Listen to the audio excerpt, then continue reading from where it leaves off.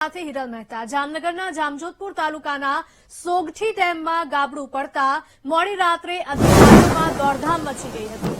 સોગઠી ડેમમાં ગાબડું પડવાની માહિતી મળતા જ લાલપુરના પ્રાંત અધિકારી, સિંચાઈ વિભાગના ઇજનેર અને મામલતદાર ડેમ સાઇટ ખાતે પહોંચ્યા હતા। ઘટનાને પગલે અધિકારીઓ સમગ્ર સ્થિતિનું નિરીક્ષણ અને આંકલન કર્યું હતું।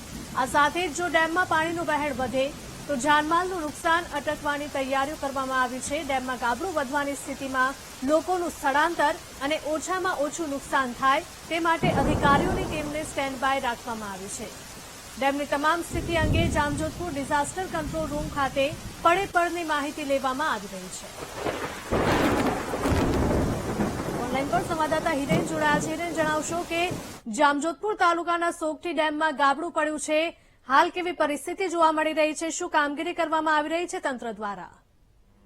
હિરલ, ચોક્કસ જણાવી દઉં કે જે જામજોધપુર તાલુકાનો જે આ સોગઠી ડેમ છે તેમાં જે ગાબડું પડવાની ઘટના છે તે પ્રકાશમાં આવી છે। જે તંત્ર છે તે દોડતું થયું છે।